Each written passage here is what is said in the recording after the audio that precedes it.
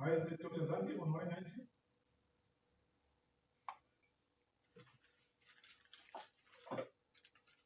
Doc, please confirm if it's you.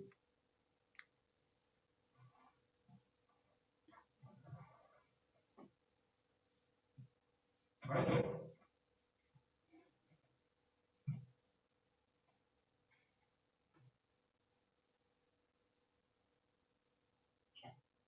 Hi, Doc, please confirm if it's you.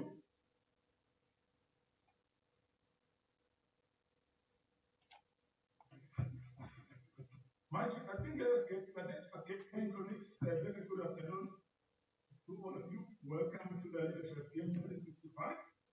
And I'm very grateful that you are all connected. And I think we will be able to get through the issues of our speaker right now. Your video is off. Your video is off. Magic, I missed that. Your video is off. Thank you so much.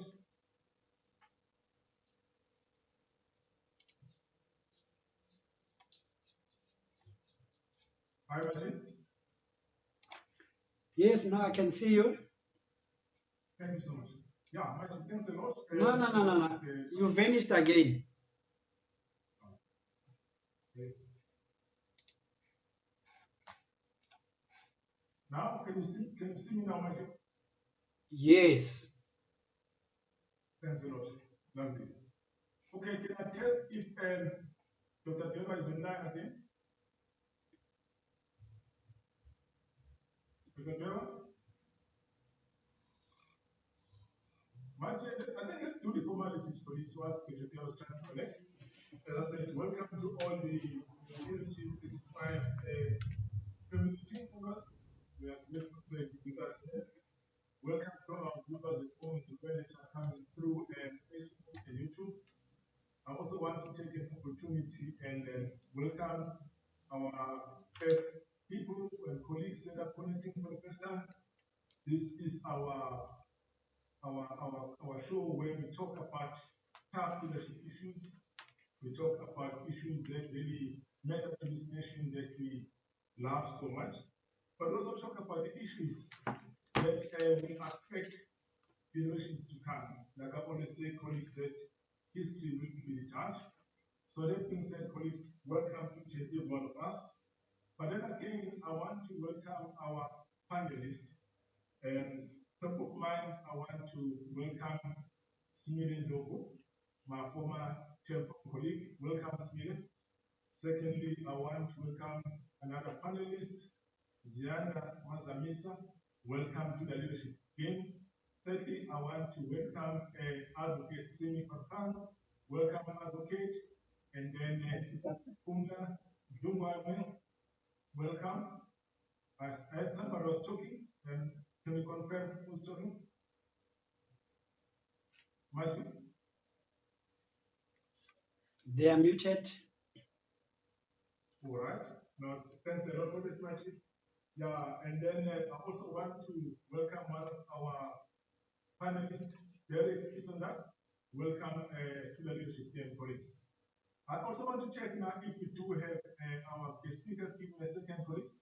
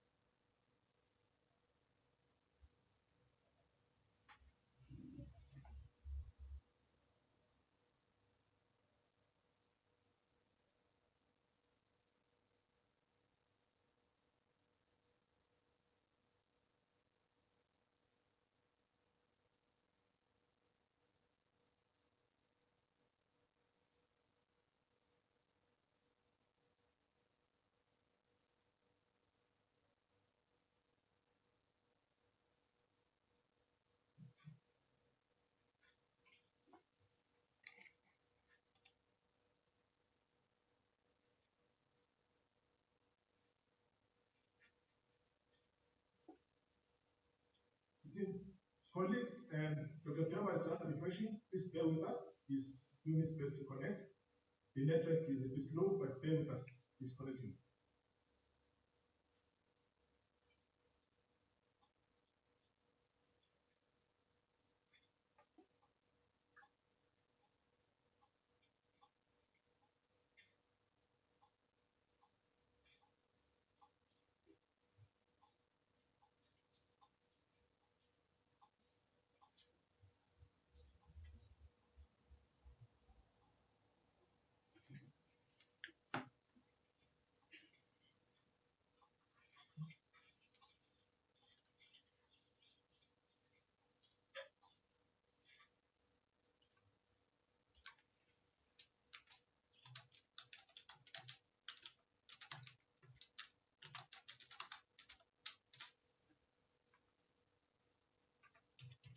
colleagues, Dr. Dara seems to have a very slow network, but is connecting.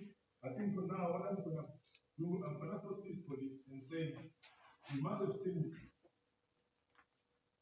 I just want to assure you that we are on the same path as always, but as the the Asian they talk about continuous improvement, and we are on the path of making sure that we get better.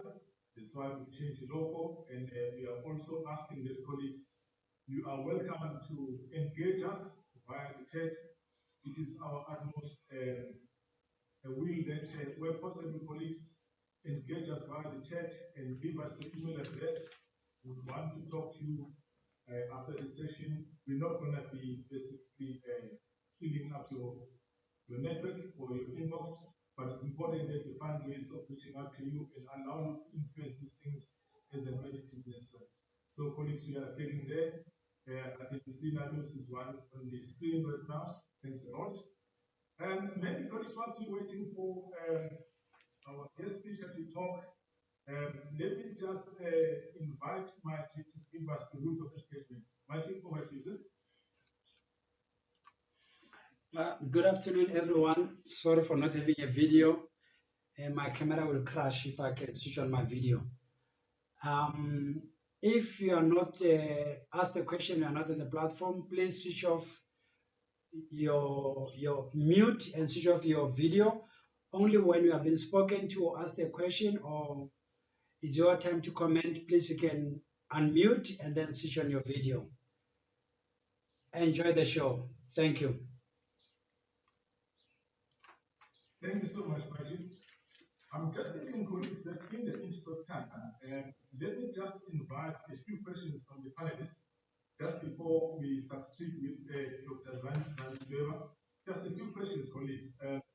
Maybe I'm going to start off with a Smile, because I've worked with Smile before, just to ask Smile, I have a simple question, Smile, the safety professionals, they normally say that it is actually part and parcel of the act, by the way, the safety professionals normally say that if you witness an unsafety act playing itself and you do little or nothing, as that unsafety act is playing itself, you are equally guilty as a person that's committing that unsafety act.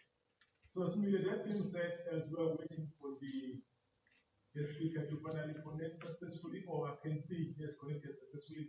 Welcome, Dr. Zandisile Dweba.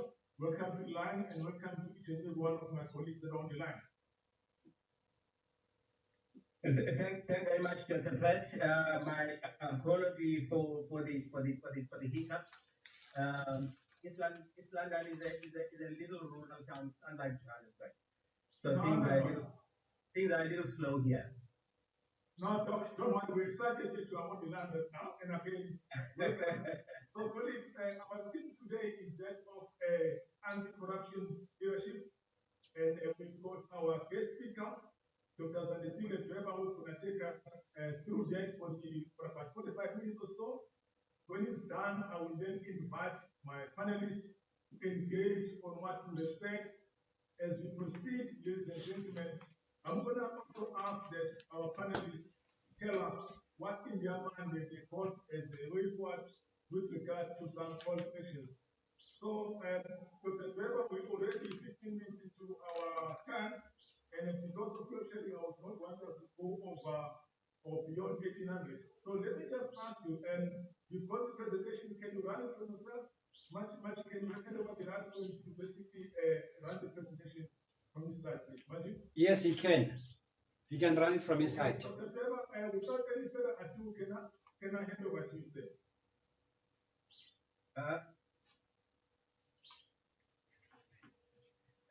Thank you very much, Dr. Pat. I don't know, are you run the presentation from your side? No, let's ask you to do it from your side because it's much easier to do it this way. Okay, let me try and do that, because when I try to do that, this area one, it says host disabled participant screen sharing. Martin, No, sorry, it is enabled. One participant can share at a time. Okay, I've changed it to multiple. He can share. Can I share now? Yes, doctor. All right. Can you see this now? yes, it is coming up. It is coming up, Doc. It is coming up. It says you have started sharing. Tell me when you see the document. All right, all that is saying just now is that you have started sharing the screen, but the presentation, okay, we can see your presentation now, Doc. You can take it from here over to Zen. Thank you so much. Thank you very much, Dr. Seth, for the benefit of those. I see now it's gone at the end. No, you can still see it. You can still see it. Oh, okay. Now I can see. Lovely.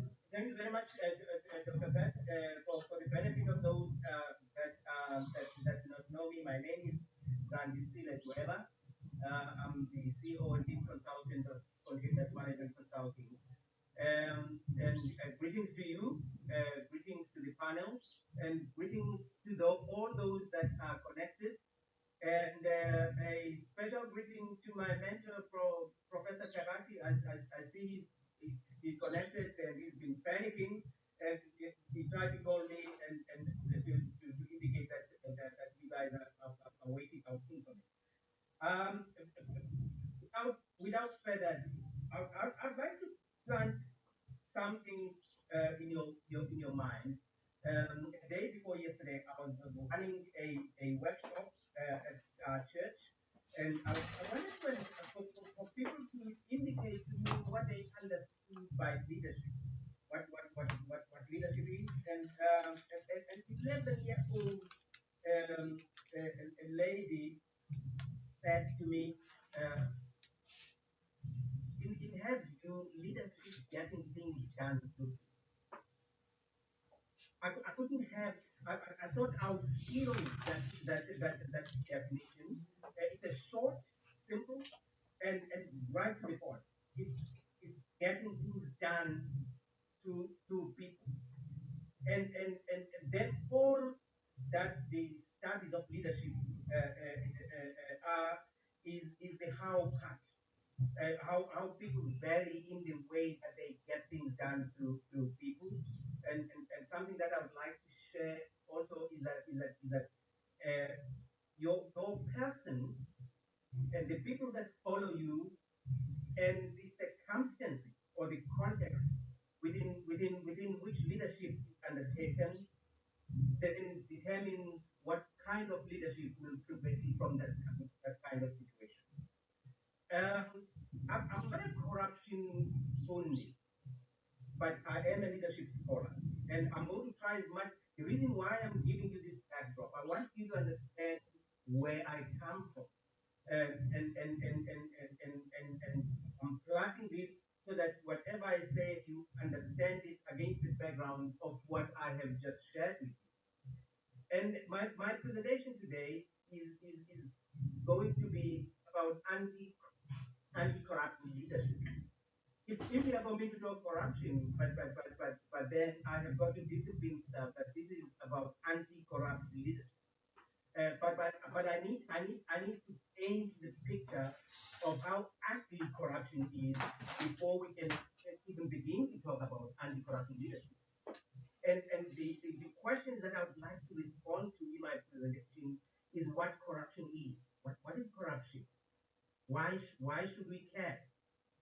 What role does leadership or do leaders play in creating an environment where you have corruption or you have the absence of corruption? And how might we respond? And then in my fifth and sixth point, I try to come up with a reform framework to say what are the things that we could do to nurture anti-corruption leadership. Then I conclude and propose a way you've got don't interject. You've got exactly up until probably 1650 or 1650 back at the most. No. I'll be able to make that. I'm going to gather through my presentation. You know, after I had been given this task, I decided to go back and do some kind of background check and the research on what do corruption or anti-corruption scholars think corruption is. I couldn't find any consensus on the definition, except that scholars agree that Hello, guy. corruption is a very elusive construct, and where various scholars, depending on their experience and people that have been on the receiving end of corruption, have defined corruption. But there is a definition that I got from Transparency International, where they say that corruption is the abuse of entrusted power rather than abuses by person in public office. Corruption has got nothing to do with the fact that you are in the public or in the private sector. It is about when power that people where people are entrusted with power start to abuse that power. The most commonly used definition of corruption is the abuse of authority for material gain, and they abuse this power to get something out of it. Why should we care? Why should we care if no or we don't know what corruption is, what anti-corruption is? The effects of corruption are wide ranging, as I said earlier on. Some of these effects are fairly obvious, while others need some deep explanation. But corruption is linked directly to unproductive rent-seeking activity. When people uh, do or not do certain things because there's something that they are getting out of it. We should really care about corruption because corruption undermines the justice system and the legitimacy of government. The issue that we had before. The medication that can give me say. Can we mute all the other people? Yeah, and I can ask colleagues that whoever is unmute is mute as well, so that we don't get some disturbance. All right. I said we should care because corruption undermines the justice system and the legitimacy of government. It enables and fuels organized crime because you can't be corrupt alone. For anyone to be corrupt, someone else has got to help, someone else has got to allow for that to happen, someone else has got to create that space for corruption to take place. It leads to economic loss, inefficiency. That is why we should care. It leads to poverty and inequality because you now suddenly you have got people that have got access to the resources, whilst there are people that have no access to the resources. It results in personal loss, intimidation, and inconvenience. Where those people that are opposed to the corruption find themselves on the receiving end of intimidation and inconveniencing everyone because it leads to dysfunctionality. Systems that we know is working suddenly do not act. It leads to impunity and partial injustice. Partial justice or even injustice, where you find that those people that are guilty of corruption end up not being punished because they've got those people that should be taking action on their payroll. It gives rise to organized crime and crime syndicates. It diminishes state capacity. It increases polarization and triggers protest because then suddenly you've got these people that are only betraying and those people that are on giving end of corruption. And you find that now the community or the society is for crime, where you have got those people that support the corruption, and while there are those that are on the receiving end of it. Human rights are violated. Then where does leadership feature in this whole thing? Leadership is a process involving the action between the leader and the follower, such that the leader influences the actions of followers towards the achievement of institutional goals. The definition from the young lady that I got from church the day before yesterday, which says it's getting things, leadership is getting things done through people. Uh, and it becomes very relevant. I mean, when we deal with this point where we see leadership is a process that involves the interaction between the leader and the follower. It is in the light of that leadership will be appreciated, function of followership. That is the latest weather forecast. The tone that the leaders set will inevitably lead to the followers transform your photo either to create a space for the corruption to take place. Good governance involves the absence of abuse and corruption and the existence of the rule of law. When leaders play their roles as required, security of life and property may be taken seriously and may lead to development in the state. Purposeful leadership is exemplified by selflessness. And this is what we want to see in our leaders. Goal orientation and people-centered programs and policies that can lead to massive transformation of the state. When purposeful leaders, now these are the leaders that are against corruption. It is complemented with good governance. The society will most likely be better positioned to guarantee the basic security needs of the people. Leaders must lead through personal example.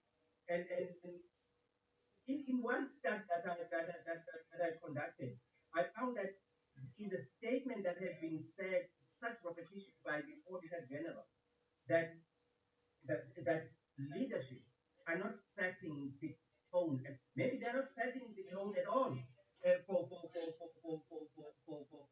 corruption not to take place within the public sector. Leaders must encourage the rule of law. Leaders must ensure institutional checks and balances. Can we first agree that corruption is ugly? It is ugly because it cripples institutions. It consumes communities and cuts deeply into the very structure of people's lives. It is systemic in nature because for corruption to take place, the system has got to allow it. When you have got systems that do not have checks and balances, corruption is going to thrive. The state of corruption spreads from the attitudes and permissive policies of persons, the job of political and corporate entities down. It starts at the top and down to the bottom. Unfortunately, it is leadership that sets the tone with misconduct at one level of authority, implicitly authorizing the next. It means at the top, they are going to allow corruption to take place. And when the people at the bottom see that it is happening at the top, they will be more receptive to it. In tackling or absence thereof, therefore seeking the collective societal consciousness. But when a society has reached that point, then a culture to corruption has been internalized by the political culture and the body politic. The spread of mass education. These are some of the of how we can deal with the transforming our leaders by spreading education on anti-corruption involved churches, merit-based work through the bureaucratic system. In other words, ethical universalism to replace corruption and patrimonialism with malign allocation norms, with public spiritness and fair governance, corporate behavior, and the daily life of the daily life of the people. Enforcement of the rule of law, restriction of electoral campaign expenditure in order to obviate the need for politicians and political parties to be sponsored and thus remain indebted to their funders. Creation of a special anti-corruption commission. We need to put these structures in place to make sure that they help us eradicate corruption. Increase the accountability of leaders to their constituencies. And this is very rare these days, where you see people only when they want to talk about the election. we are saying that we must increase accountability so that leaders see and feel that they are accountable to their constituency.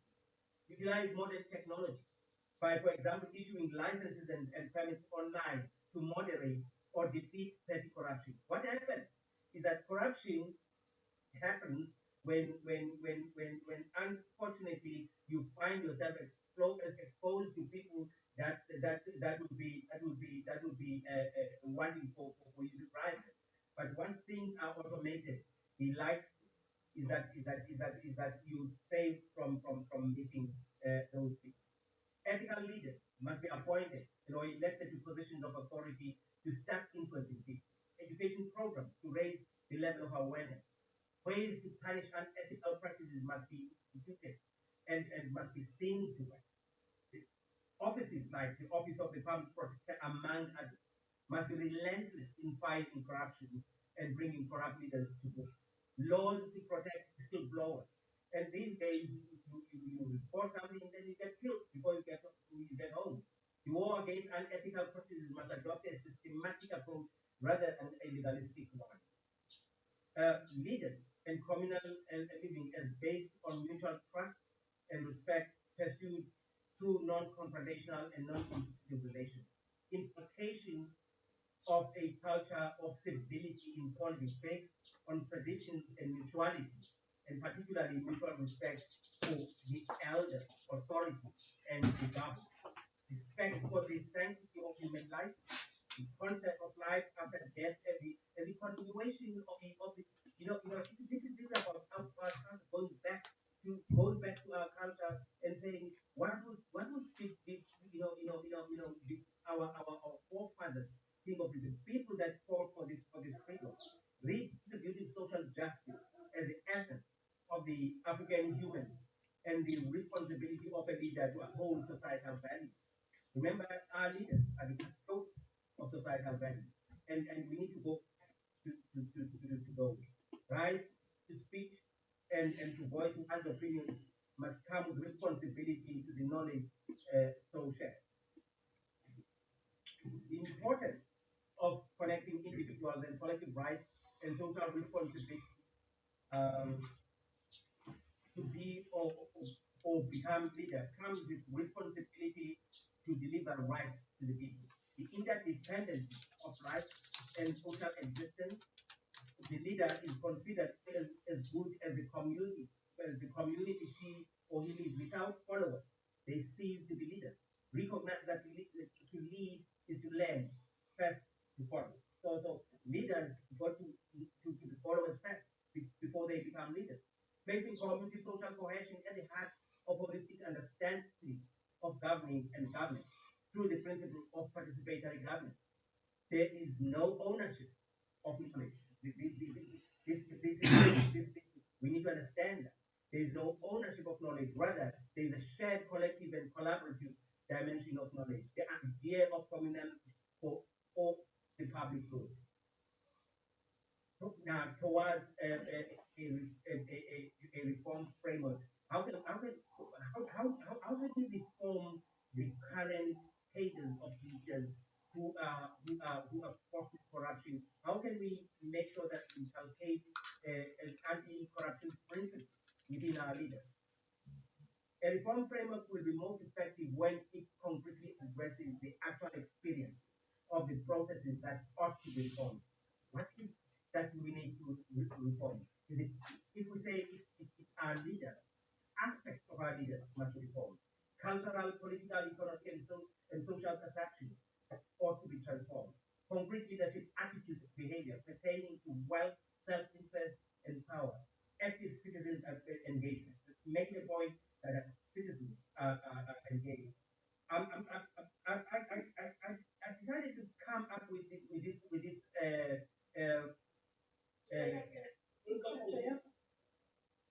come again? Now, colleagues, can I ask for the rest of us to remain muted, please? You may proceed, Doc. Oh, okay. I propose this diagram that has got four quadrants. That is, in order for us to create a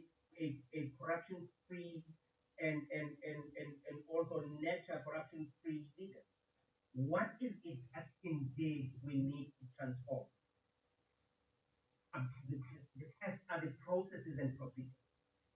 Let us make sure that our processes and procedures are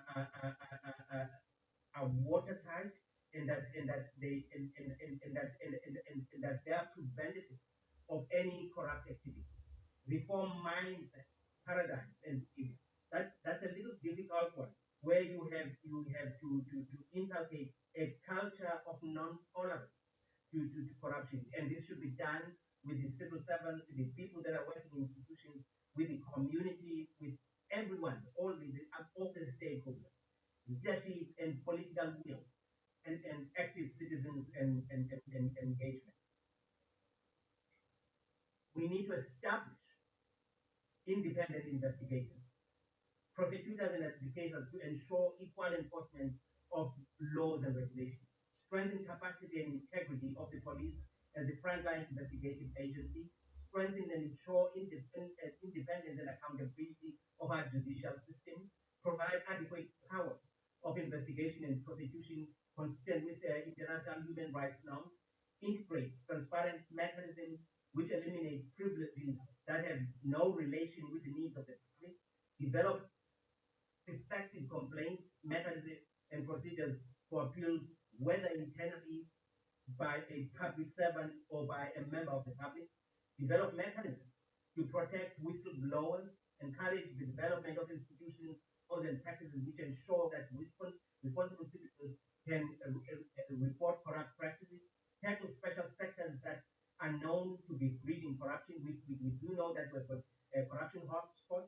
We need to identify those and kill those upfront, impose powerful deterrents for the who would be corrupt as civil penalties, existing of corrupt firms, extradition arrangements, and other legal provisions that enable the profits of the corrupt to be seized and confiscated outside the country, strengthen the ministry type of civil service reform, the Department of Public Service Administration, for them to be on the lookout for corrupt civil servants. Now, focusing on leadership, effective leadership is central to effective and sustainable implementation of anti-corruption efforts. We need to tackling corruption through transformational leadership. Remember, your transformational leaders are those leaders that lead by example, promoting accountability and transparency, encouraging people's participation and empowerment, engaging citizens. In conclusion, there is a need for transformative leadership, as I have indicated, sustained by follower confidence in leadership that works above narrow parochial and selfish interests. There is a need for leadership that seeks a people-centered development agenda based on societal integration and a commitment to serving all people equally. Furthermore, what is required is transformative leadership that truly shuns the pervasive use of patronage in retaining control over followership. This is the true link of governance and development.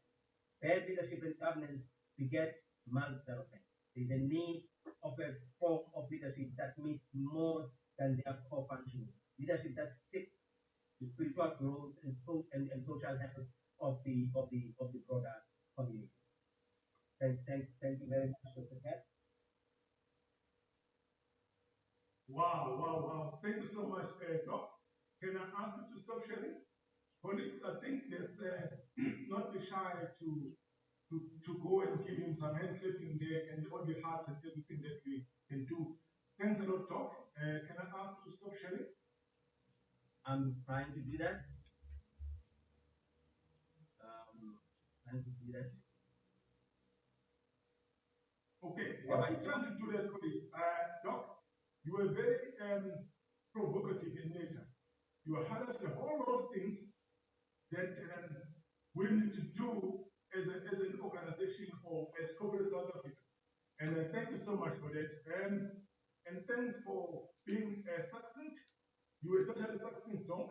Thanks a lot. But I want to afford our panelists an opportunity to engage. Doc, I think it is important that after you've led us so well, and after you've given us the kind of leadership that we require and provoke us the way you've done, we engage you.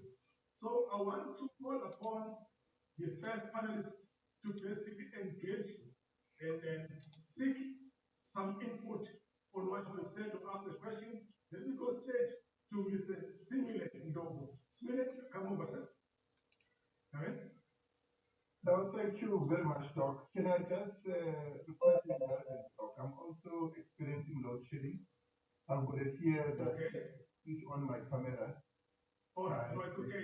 You may proceed, sir. Thanks a lot. Yeah. No, thank you very much to Dr. Dweber for such an excellent presentation. And I agree wholeheartedly with him that leadership is critical in driving or in creating the anti-corruption culture. But I want to say that strictly speaking, corruption is a criminal offense, and therefore it is in South Africa. It is governed by the Prevention and Combating of Corrupt Activities Act. But if we want to drive the behavior that Dr. Dweber talked about, we need to do more than what the law requires. And for me, I would say that if we want to elevate this discussion, we must talk about ethical leadership, because ethical leadership is much more higher than an anti-corruption leadership. Because to illustrate this by way of an example, that is anti-corrupt, but unethical. So if we raise the bar, then we're going to have a high level of standard in terms of what we expect from our leaders. And just briefly, Doc, just to add that, for me, when we talk about corruption, we usually talk about the doing. That is the people that are implicated in increasing the levels of corruption, whether in the public or the private sector. But we talk less about the not doing. Leaders that when things go wrong in their respective organizations, they look the other way. And there is evidence of that. The Ethics Institute did a survey in 2020, and as well as the SNG Grant Thornton report released a report in 2021. And both of these reports found that management have got a difficulty in doing the right thing. And we must ask ourselves, why is that? Yes, of course, the doing part is wrong, and the doing part is what was led or what we saw, at the Zondo Commission. But we must also talk about the leaders that are in the position of authority, but who are not doing anything. And I think for me, leaders who are in that position, they might not be committing any corruption, but they are unethical. So that is why I want to elevate this discussion to say we need to increase a bar, and take this discussion and elevate and talk about ethical leadership, because an anti-corrupt leader is just doing what the law requires. Thank you so much. Thank you so much, Miller, and well stated. In the interest of time, I want to bring in Advocate Simi Van Gaan. Advocate, your views on the issues of today? Thank you so much, Dr. Pat. Dr. Dwayne, thank you for that very detailed presentation. I think just to simplify issues, and I'm obviously speaking from my own experience as a leader in the private sector, as well as being a lawyer myself. I think just condensing Dr. Dweber's presentation, it's very, very critical to state that this is not about an individual, whether you're a manager, whether you're a CEO, whether you're a minister or a DG. Ethical leadership is obviously what is required. And I think every person in any organization, be it government, be it the private sector, is a leader. If you are tasked, for instance, as a secretary of a company, you have an obligation towards the way you perform your mandate.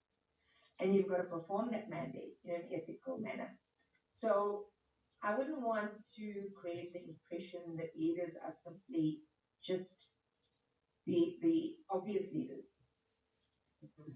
CEOs, your managers. There needs to be a culture and leadership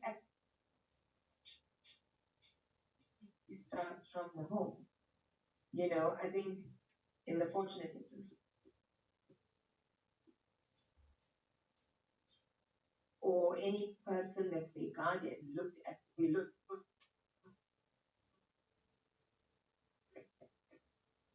at corruption or fraud, etc.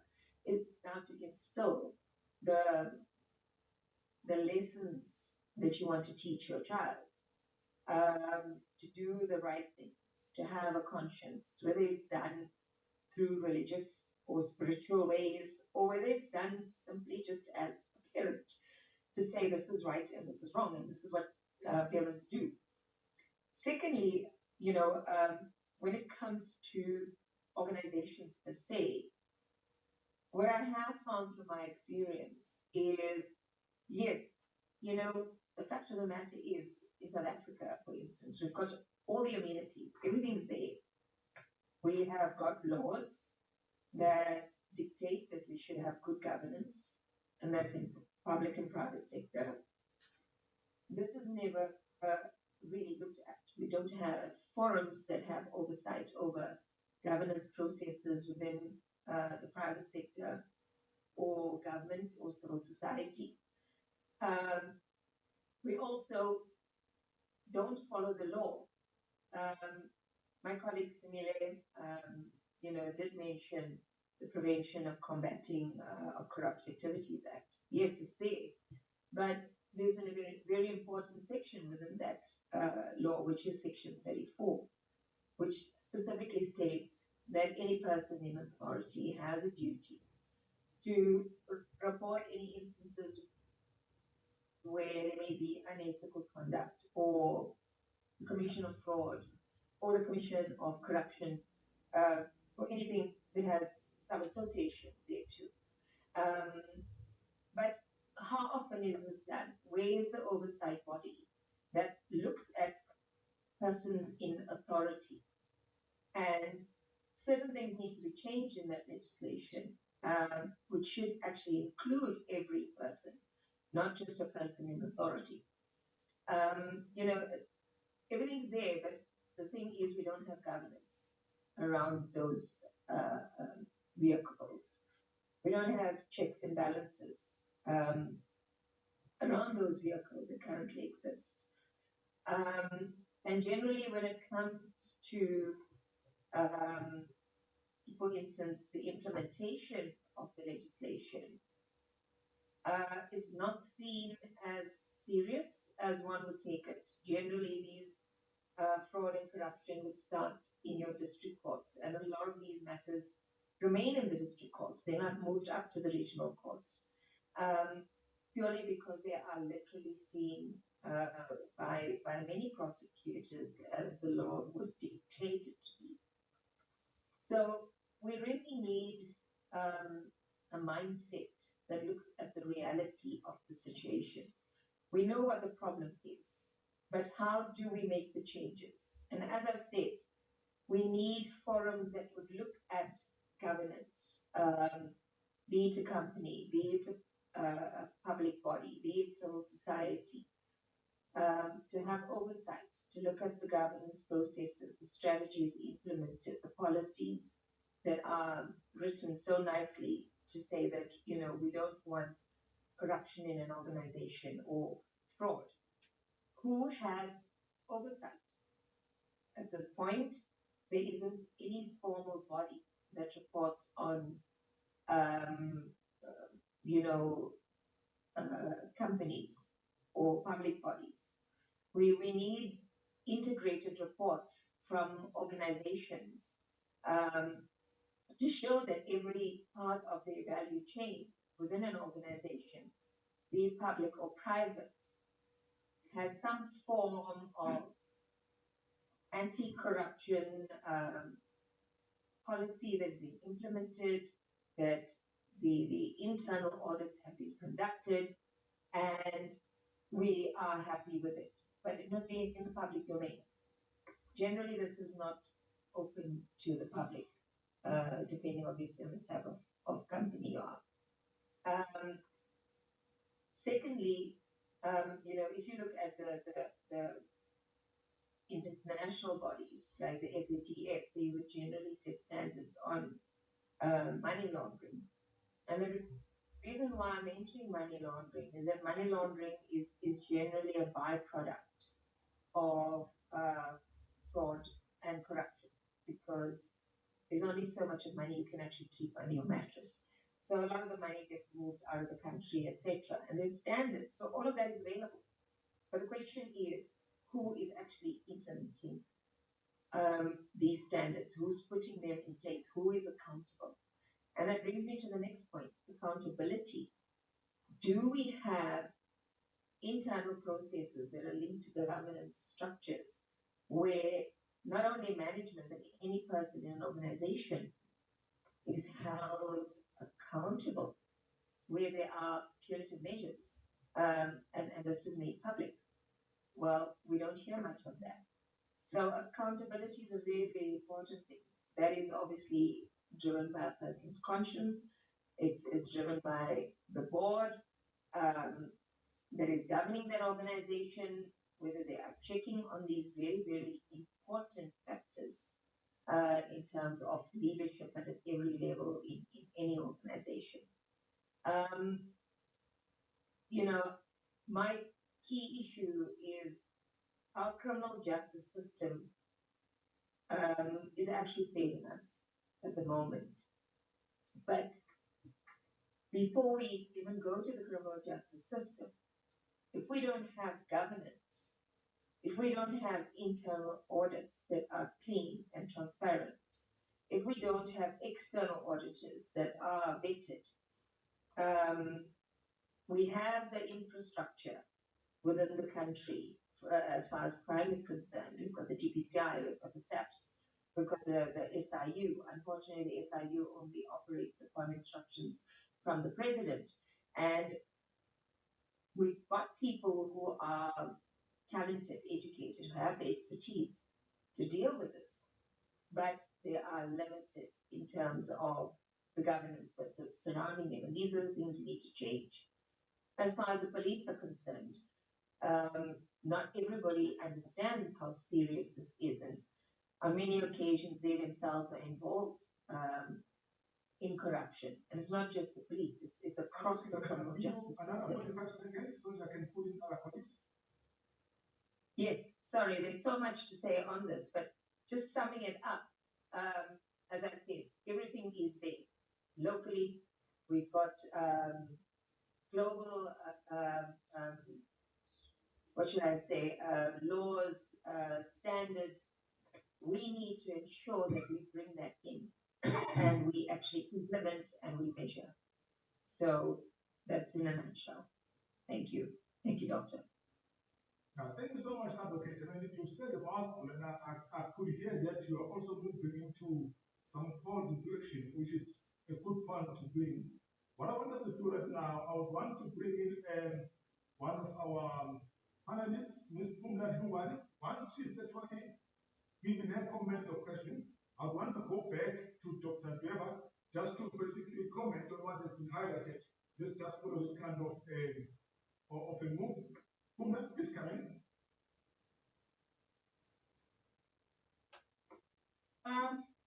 Good afternoon, everyone. I hope you can hear me. Not sure why. You can't see yet. Yeah, I see my picture doesn't want to show my face. All right, please proceed. Nothing to about my face. So thank you so much for the opportunity, and Dr. Dema, thank you so much for your insight on this topic. And the recent speaker, as I was listening to you, it just says to us we have all the resources in our country to fight corruption if they were all used properly. Now, I'm a teacher by profession, and I am going to come from that angle because, for me, I was looking at the anti-corruption strategy of 2020 to 2030. You know, when I look at it, it has got almost everything that we could ask for in terms of combating or curbing the scourge of corruption. However, my big issue here is that we we do have an education system, and bear with me, I'm a teacher, so I will always look at the education of our nation and how is it going to help in making sure that whatever is happening in our country, the people from grassroots level can question and be able to challenge some of the things that are happening. So the bigger thing for me is always about curriculum.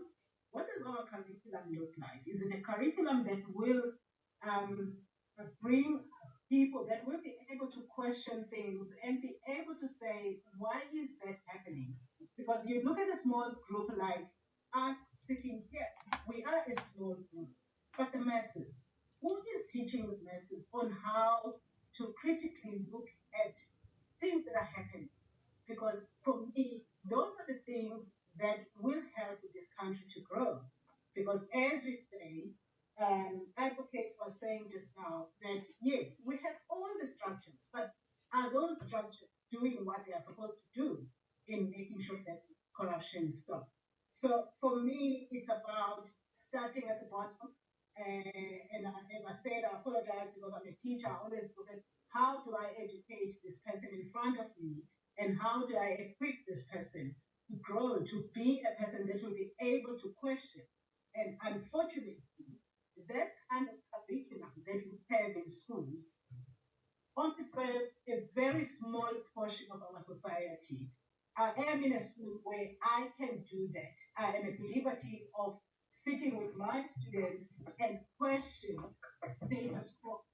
But how about another child who's sitting in a class of 80 with only one teacher? Is that teacher well equipped to teach the critical thinking that we need? Because I feel that there are so many things that we get fed from the top by people who are serving their own interest.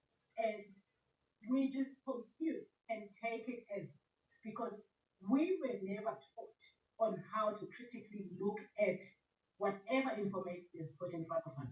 So for me, I'm coming from that angle. And I really appreciate what Dr. Glover was saying because he was putting this big picture to us to say, we have all of this, in front of us, but we are not using it properly. Advocate has just also painted another picture. And for me, it sounds a little bit, what are we going to do? Because we do have all the resources, but we are not using them. So for me, the only angle that I'm going to come from is education. And we need to educate our society so that they are able to question. Because I think the more noise that comes from us, and it will come through our votes, it will come through almost all the other ways of saying this is enough. It's not going to happen when our society fails to critically think and look at everything that's happening in front of them. Thank you. I think that's all I have to say. No, thank you so much. I like the quality of the thoughts. I really do. In the interest of time, I want to go back to Dr. Weber and invite him to respond briefly in the succinct on what has been said. But as you respond, Dr. Weber, I have a view, and I'm a South African.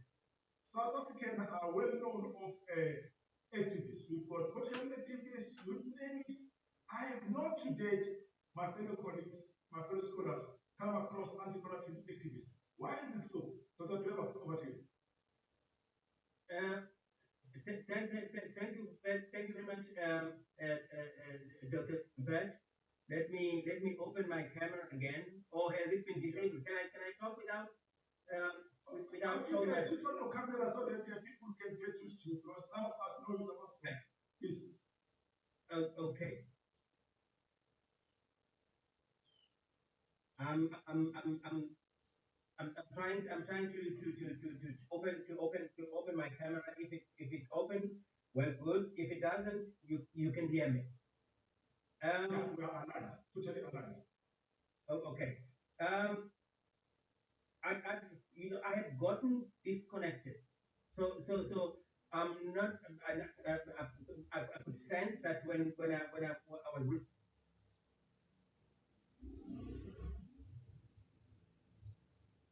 I don't.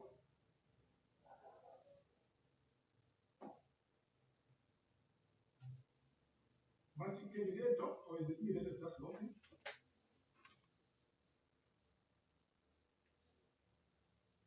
Any one of the people on the panel, colleagues, can you still hear Doc?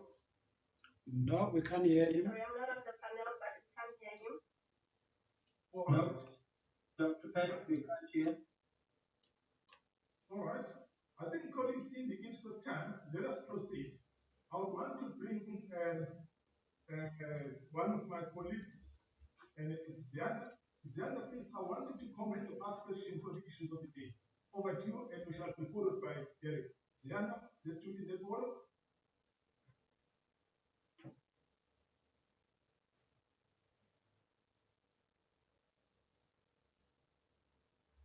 Why is Zianda? I still don't like mine.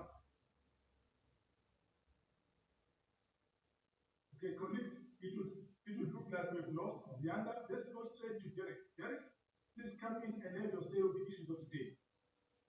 Thank you, Doc.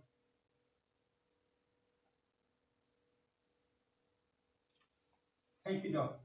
Firstly, it's a very insightful lecture that we had, and I think Doc has done a very. And I think Doc has done a very. Our biggest problem is implementing the ideas and ideologies that we could have. And one of the major problems is that I like to give an example for Singapore. Singapore eradicated corruption in a very quick manner, dealing with a politician, and they turned around a third world nation to a first world nation in a simple format of not taking politicians to do what they feel like. And it's a very well documented issue where the president of Singapore said how he went about getting it done. But the topic is very, very important. And I think we as South Africans seem to take this matter of corruption very, very lightly. And I think our justice system is the problem. One of the problems is that there's no justice in the format. You do wrong, and it takes you many, many, many years to get to court, to be punished, and most cases, the culprit is not even taken to court. It ends up so many years. It's so easy to drag your cases on here in this country of ours. It's actually sad. And I think the topic is ideal, and if all of us, it takes one to make a change. So we listen to this topic and we turn our ideas around and start building around this matter, building ourselves to not look at others, but look at ourselves. And in the Bible it says, create in me a clean heart. And I think that's what we need to do. We need to get our hearts cleansed and created in a way that we look at others in a different light. I don't want to be too much of religion into this, but it's very, very apt and important. When Jesus walked the earth, he decided to take the Ten Commandments and bring it down to two. And what did he say? Love the Lord your God with all your heart, body, mind, and soul. And the next statement he said, love your neighbor as yourself. Mind you, if we do those two things, corruption will be something of the past. However, everybody is so greedy. I think the biggest problem for corruption is greed. You look at our billionaires around us, we've got all the money, but yet it's not enough. They'll never spend it in this lifetime, but they will continue to look at more and more and more. And that's where we need to start stopping. And people need to be taught a lesson. Dr. Pat, I think the topic that you chose is so apt that it brings to our mind a reconnection of where we could be and what we could do. I would like to say, firstly, I'd like to say where I've come from. I have spent many years in politics and in business, and in also my very first years was with the military.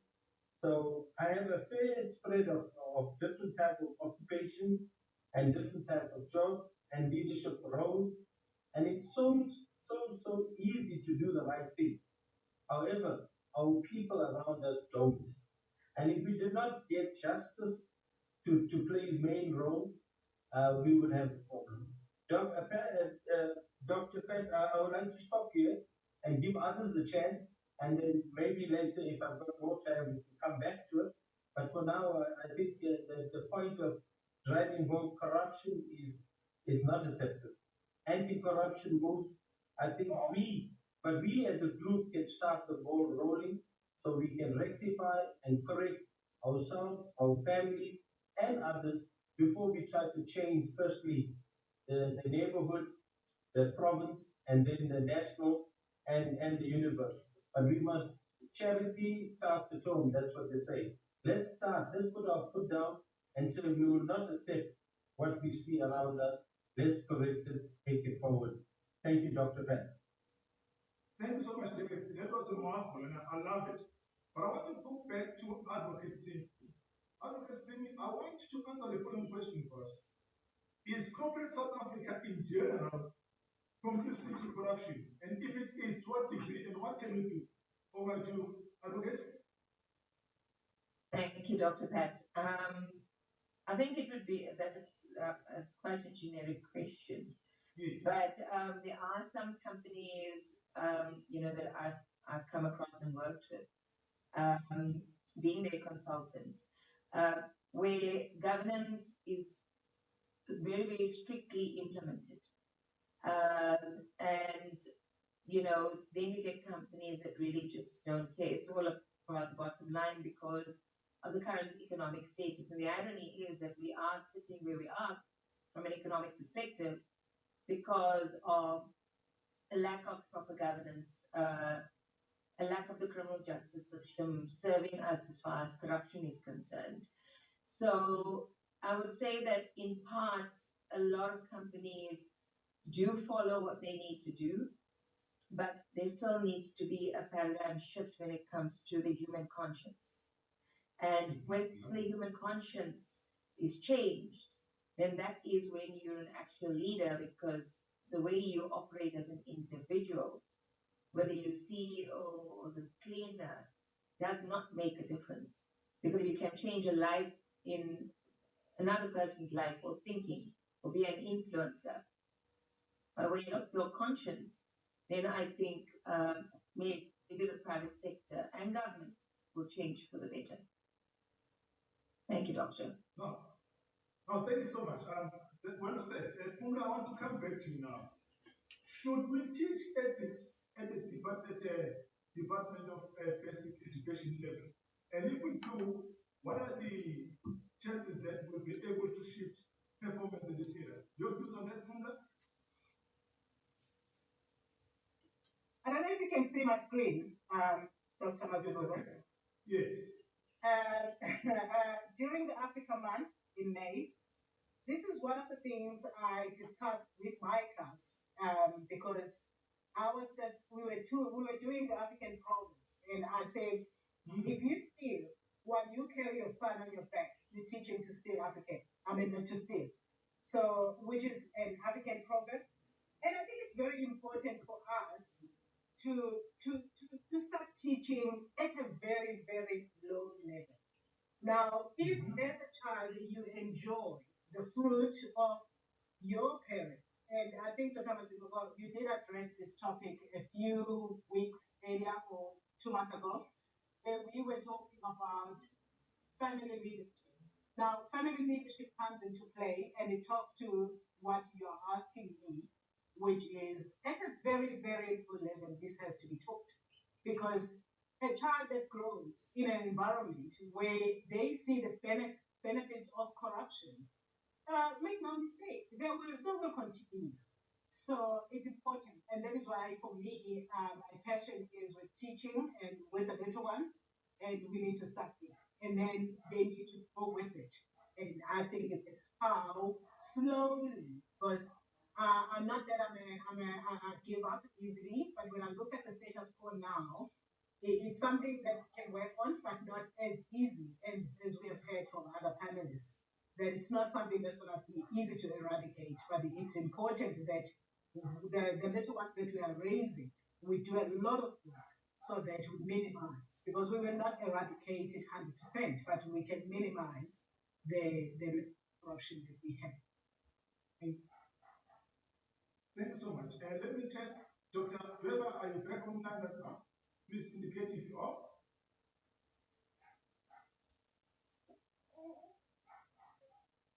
Dr. Weber?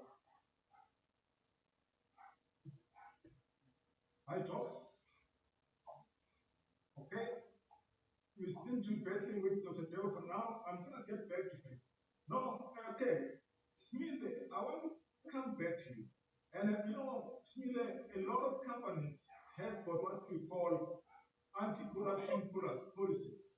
But is there a balance between anti-corruption policies that those companies have got and the actual implementation? Smile, what are your views on that? No, Doc, I think to my earlier point, I think you will struggle to find any of the big companies, or rather let me say any of the JSE listed companies that in their ethics policies or ethics handbook or fraud and corruption policies that do not have this statement that says we have zero tolerance towards fraud and corruption. But the reality is that there is a disjuncture between what is reflected in those policies and the actual practice. And I think, the evidence is there for me. I mean, if you look at in the last 10 years, the number of corporate standards that we have, whether you're talking about SAPC, SAA, VBS, Hewlett, Steinhoff, and the list is endless. These are all these companies that some of them were even getting clean audits. But how come did these companies, ended up, some of them, their directors facing criminal conduct? And I think for me, I keep on, saying this to my earlier point, we need to elevate the discussion, because if you go to these companies, they tick the right boxes in terms of complying with the law. But it's not about the law. It's about doing beyond what is required by the law. But I also want to change tack again, Doc, and says part of creating an anti-corruption society, it starts with us as citizens of South Africa. And sometimes we are unwittingly creating the problem that we have. It starts, something as lousy as being stopped by a traffic official because you are overspeeding. And in the discussions, we have normalized that as a society that it's okay to pay cold drink money to the police. We've normalized that as the issues are expensive because of the current economic conditions in the country, we can start corners.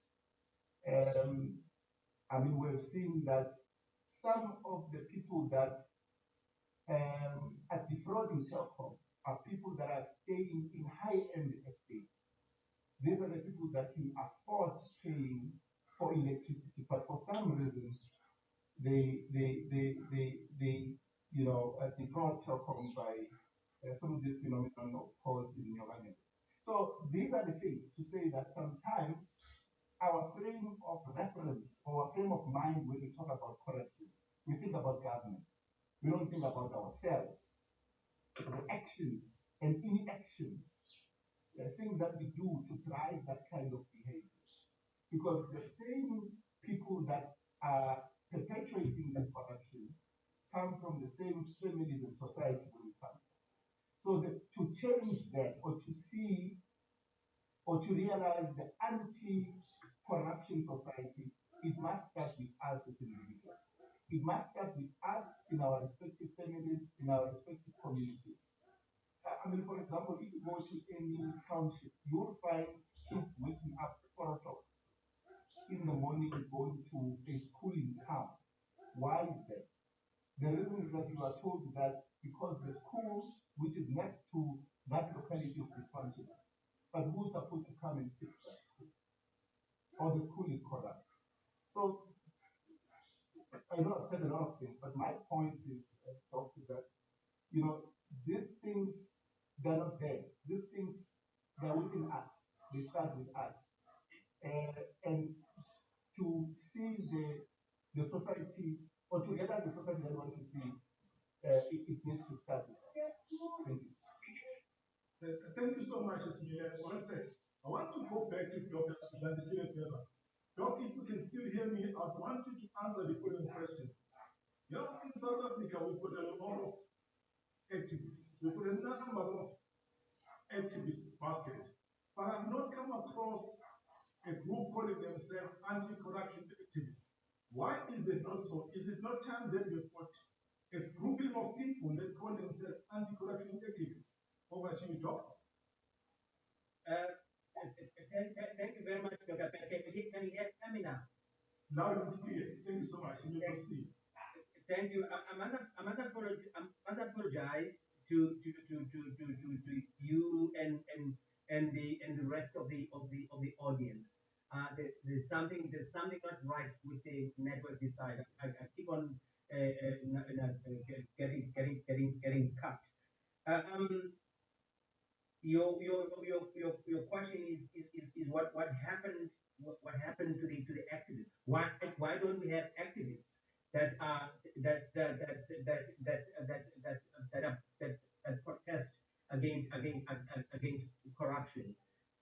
I want to go back to a story that I just read. I just read as I was browsing the network for information on this about a situation that occurred in Ghana when Ghana became independent. My apology to anyone that comes from Ghana. This is actually documented that there was a young journalist.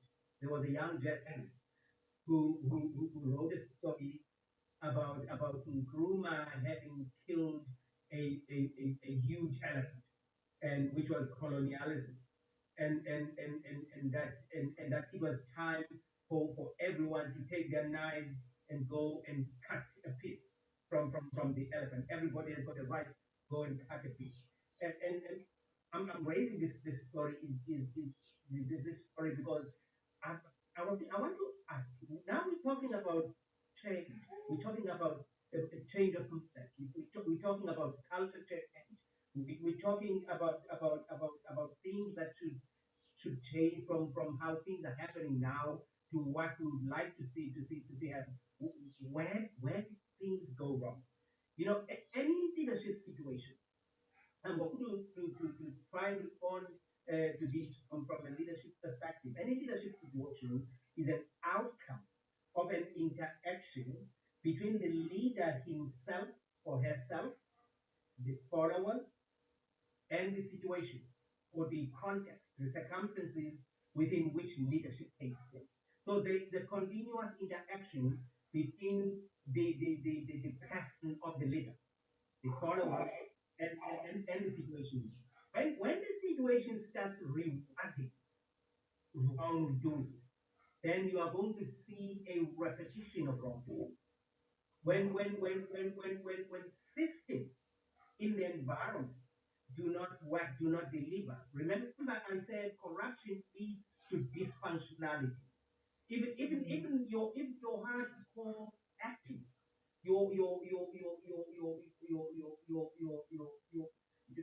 the strongest of your activists will lose faith in the system. They might decide either to tone down or even join the group because as I said, a corrupt environment tends to reward certain people.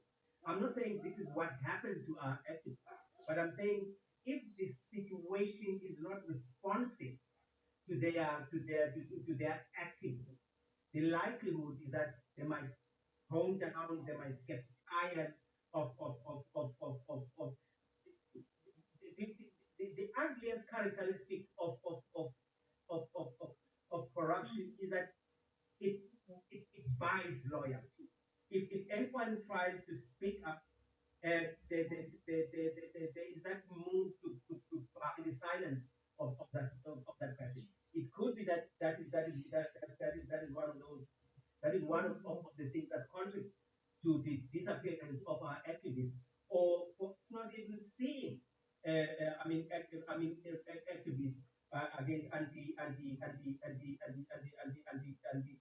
corruption. We the speakers that have been talking have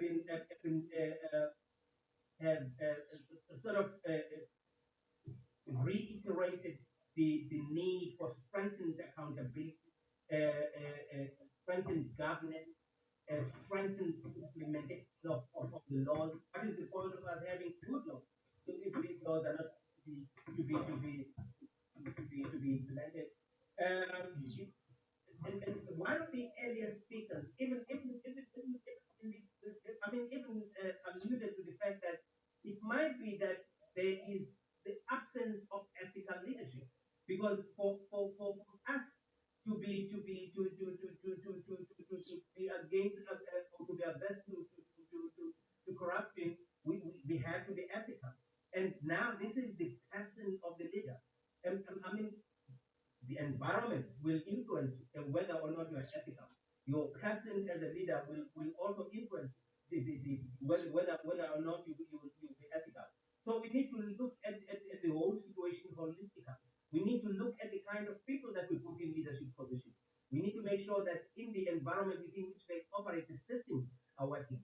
We need to make sure that the deterrence that we put, the governance that we put in place, it actually delivers on what we expect to happen. To take place. Justice must follow, and it must be safe to be followed. We do not want a situation where you have a whistleblower and before they get home they get killed and nothing happens. So I'm saying it's not just about the leader. It's about the leader. It is about the followers who might have been turned into agreeing with the ways that remember these people are they have control of the resources. What they buy their way through the distribution of resources. They change the followers to be the followers that they want rather than the followers that they should be. We need to make sure that systems that work. We need to make sure that we've got a justice system that works. Thank you, Dr. Pat. No, I just want to go to Derek. Derek, please, I want you to understand my statement. Most of the organizations, like one of our panelists said, they've got what we call anti-corruption charters. And in the main, those anti-corruption charters say that there are no holy cows. We do know that in this world, we've got what we call the animal syndrome. Not animals are equal. Some are more equal than others. How do we then get out of that kind of environment? Derek, please discuss it. Thank you, Doc. It's a very nice question. And I think the way out of it is to get ethical leaders to lead the nation. And our biggest problem is we lack ethical leadership. If we have ethical leadership, that just like the doctor spoke earlier on, you need to lead by example. Whatever you do, people must be able to look up to you and say, this is what I would like to follow.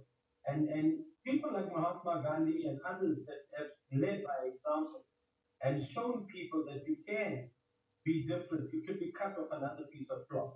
And that's what we need. World leaders that will stand out and be counted. And I think to answer your question, it can be done. You've got to get people that are willing to stand up. As Doctor said, sometimes you spill the beans, and then before you reach home, you are killed. A good example is the people that with this tender cases, where the people expose the issue, and next thing they are murdered. And the amounts of money that is being paid for the killers to kill is frightening. So therefore I said, we as ethical leaders, we need to come up and stand up and be counted. And let me tell you, there's not many that we can actually count. You'll be able to count with your fingers. Those will make a big world difference, a universal difference. And our moral standing is very important. how do we base our religious beliefs? I think that is one of the very important guidebooks for us. And if we can get to that, we will do better. I think that's where I'll leave it, Dominic. Well, thank you so much. Colleagues on the line, I've got two of my mentors. So I'm just going to go to them and just ask them to comment about 30 seconds each. One is Prof. Giovanni Chagati, the other one is Good News Caravan. Let us start with Good News. Good News, welcome to the leadership game. Your views on what has been said, 30 seconds most. Beautiful. Thank you, Dr. Pett, and good afternoon to everybody. For me, it's about the journey from our mother's womb to adulthood and eldership in society. When that journey is stunted and it doesn't go all the way to being somebody that is capable of building institutions of society that can uphold the ethical leadership that has been spoken about here, we all then become toddlers when it comes to values. And as toddlers, as individuals and collectives, you find comments like the recent comments that have come from Parliament after Chief Justice Zondo spoke about the letter that has sort of held Parliament back.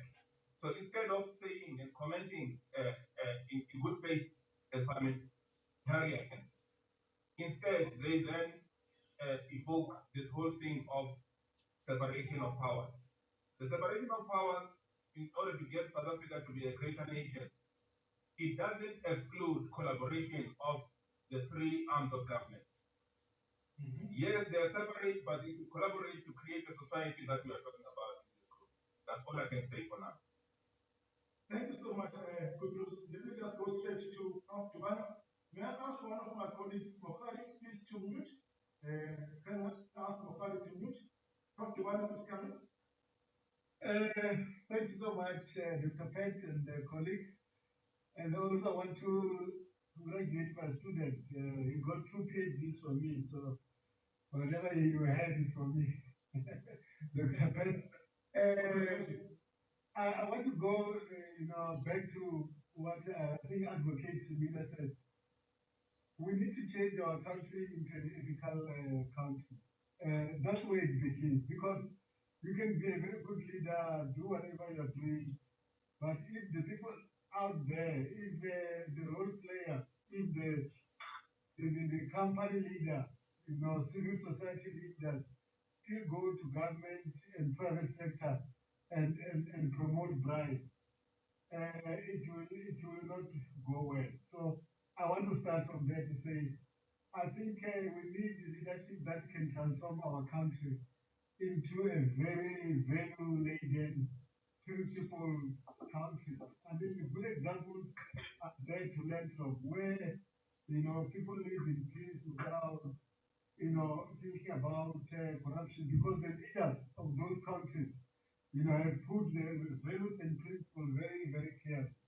Yesterday, Dr. Pett, I was in another webinar where we were talking about why municipalities are failing to implement the recommendations of the Auditor General. And I said, for instance, in 2019, the Parliament gave the Auditor General more powers. And basically, these powers are said to the AG. When you see corruption, when you see fraud and other issues, you are empowered now to report those things to the law enforcement agencies. Don't wait. Immediately you see that the department has done this, instead of you wasting time on your recommendation, just go and report those departments. But if you check the performance, is the AG, for instance, doing that? How many departments, how many leaders, DGs, and others were arrested because the Auditor General has reported them to the law enforcing bodies? So let's have leaders who are ethical, especially political leaders, because political will is another problem. These people who pass the laws, They pass the laws in parliament, the policies in the provinces, in municipalities, the bylaws. Those people who pass those bylaws are the same people who are found to be guilty, of corruption, ignoring those bylaws that they have.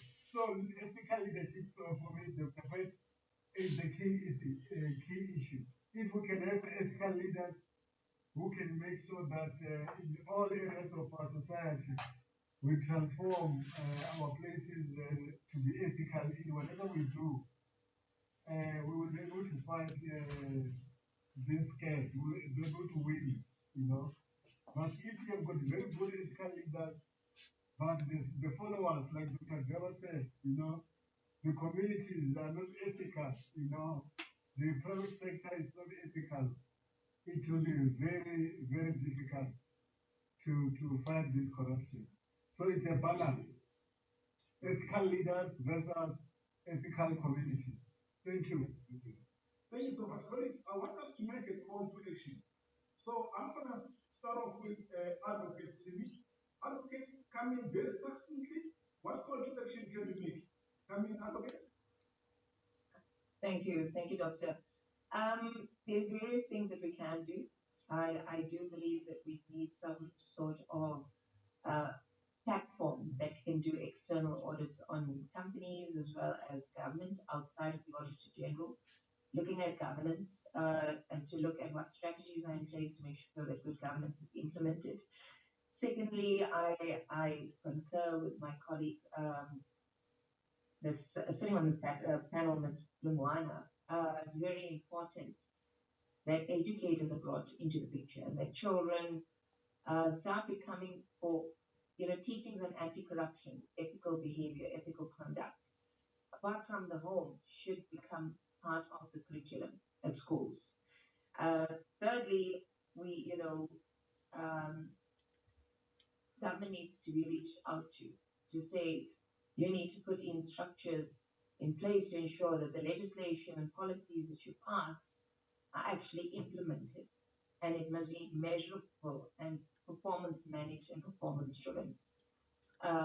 And fourthly, I think that each and every one of us here can make a difference on our own by being ethical leaders in the way that we communicate to people, whether it's on a social media platform, whether it's in person, and make it a point to be conscious to drive that issue into colleagues, family, whoever you speak to.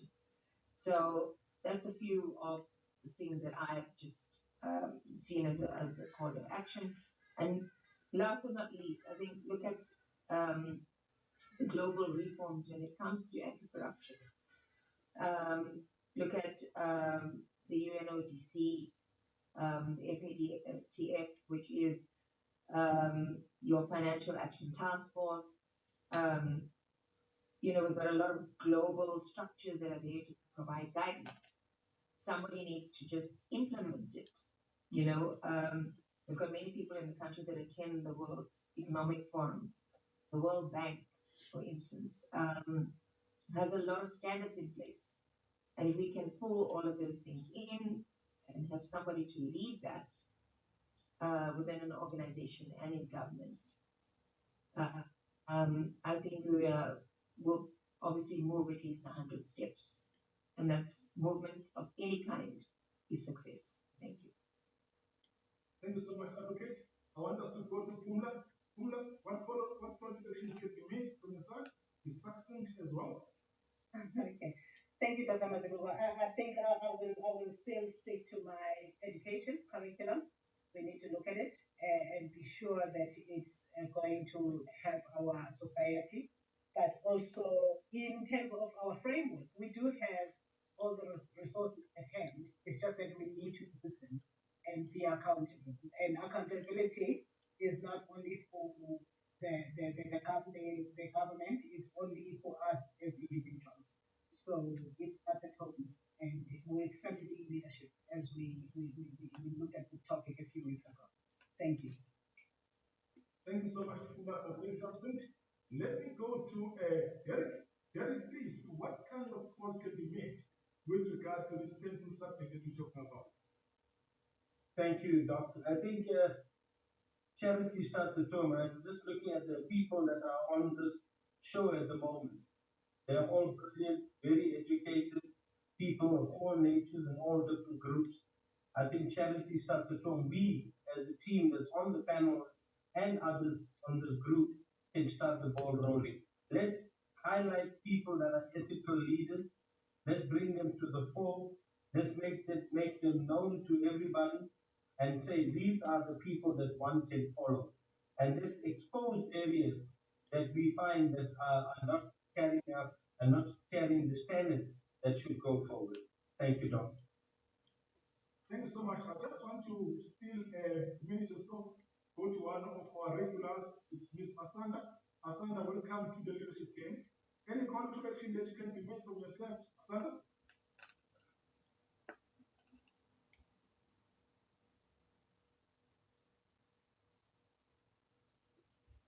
Asanda, did you copy that?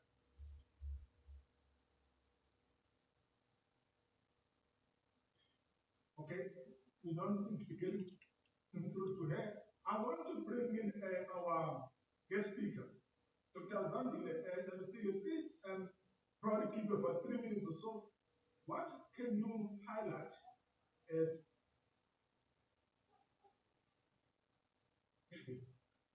no?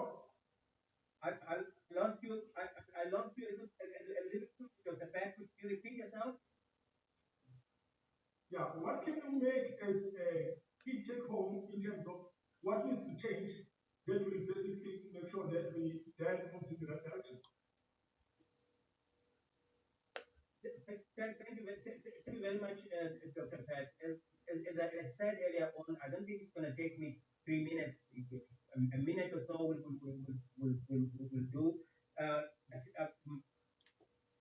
Patient earlier on was that any leadership situation is an outcome of the relationship between the person of the leader, the followers, and the situation. And the reform framework that I proposed in my presentation talks leadership, that we need to look at the kind of leaders that we bring into the leadership position. One of the speakers just now talked about ethical leadership, that we need to find these ethical leadership and let them lead. And secondly, we need to bring in our citizens. We need to engage our citizens meaningfully and make sure that that activism that you had raised is revived. And we can only do that by making sure that we in our institutions we've got processes, procedures, and systems that do not reward this unbecoming behavior. The question of the mindset, how do we change the mindset? How do we change the paradigm of behavior? We need to make sure that we go back to where things went wrong. Because for us to begin to talk about remedial action if we do not know what went wrong, I mean, there's a book that is written by Professor Mtuze, which has also been translated into Xhosa. It's titled The Return of the Wild Cats. And I would recommend that people buy the book and read it. It talks about where things went wrong. And once we get that, once we get to understand where things went wrong, then we'll be in a situation to say what kind of mindsets do we need to change, what sort of new paradigm we need to set, what kind of behavior do we want our systems to reward. Because currently, the problem that we have is that we've got leaders that have perceived the system to be rewarding them, and we've got activism that has been granted. Now we've got systems that keep on rewarding behavior that it should actually be shunning. And I'm saying any approach must be multi-pronged. It must bring in our citizens so that we're able to revive the activism. It must look at the question of kind of leaders do we bring in, and it must look at reforming our processes, systems, and procedures, and making sure that we change the mindset into what we would like to see as being conducive to anti-corruption information. Thank you, Dr. Barr. Thanks so much. I want us to go to Smile, but Smile, I want to listen to the brief, as you always do. I want you to talk to us about what, in your view, is the reason for leadership's unwillingness to deal with the outcomes of fraud and corruption before you take us through your call to action. Over to you, Jenny. Yeah, Doc, there's various reasons. One of them is what we call the star employee syndrome, where management is reluctant to take action against an employee that is performing, in simple terms. The other one, you have what is called an icing sugar syndrome, where management doesn't want to take action against a particular person because that particular person that is implicated has also got implicating information about the leaders that are supposed to be. So those are some of the two things, right? But I think in the main here is also a lack of ethics, to put it bluntly, or lack of courage, if you like, right, to do the right thing. And I think for me, yes, as I said, it's about people that are doing the wrong thing, but it's also about those that are in leadership positions who are supposed to do the right thing, but they're not doing it. And but just talk in terms of what are our call of action. For me, it starts with us. It starts with being an active citizen. It starts with being an active shareholder. It starts being with an active employee. It starts with playing a role in the community where you stay. It starts if you have a skill. Let's swell the ranks as professionals. Let's swell the ranks of NGOs. Let's contribute. Join your local CPF if you've got the skill. Mentor people where you come from. Just do something for. Let's not complain behind our big walls. Let's be there, and be the change that we want to see. And also just as well, 4 things. And I'm saying this with over 20 years experience as a forensic professional, that we also need to ensure that we accelerate the reforms within the criminal justice system. I think Advocate Simi talked about that. We just need to ensure that, those that are implicated and there's evidence that is substantive enough to get those people to jail, we deal with it. I've left law enforcement for almost 14 years, but I'm still testifying on cases that are investigated before 2010. So those are the things that we need to fix. In companies, we need to ensure that we strengthen governance. We've got courageous leaders, we've got courageous boards that will ensure that it keeps management faithful to those fraud and corruption charters. We also need, very, very important, and this was also illustrated in the Zondo Commission report, we need to ensure that we protect our whistleblowers. You can just take any other corporate scandal you can think of. All of them have got one common denominator. We've got to know about those scandals because of whistleblowers. So the whistleblowers are the lifeblood, that is fueling the investigation, whether it's the police or in corporate. So it's very, very important that we protect the whistleblowers, both in the private sector and also in the public sector. Thank you so much, colleagues. Respect of time, I think we've exhausted this subject for today. That being said, I would want to hand over to Derek so that he could take us through a vote of thanks. Over to you, Derek. Thank you, Doc. Firstly, Doc, I want to say thank you for getting us together for this insightful discussion. Secondly, I would like to thank the guest speaker for putting his presentation together.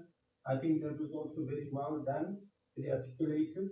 And then also to the panelists, thank you all for participating and making this a very vibrant discussion. And to the man in the background, the technical team, I'd like to say thank you for allowing us and getting us up to speed in all action. And to all those people that have joined us through Facebook and any other media, we thank you for participating. And hopefully, this discussion will open our mindset and take us further to what we have to do. And Dr. Pat, I think the way you put it across and the way you managed us today was excellent also. You chaired this meeting in an excellent format, in a good way. And I think for us all, as we part ways now, I just ask Almighty God to give us wisdom, knowledge, and understanding to take us forward with this very, very important topic that we have just discussed and take forward. Thank you, Doctor, and I'd like to round it up there. Thank you so much, colleagues. And I'm not going to say anything further other than to say that the next TMT Christmas session is on the 22nd of July. We'll be talking about the issues of stakeholder and reputation management. We can build on these things simply as much as we've done. Umla built on the previous session that we had.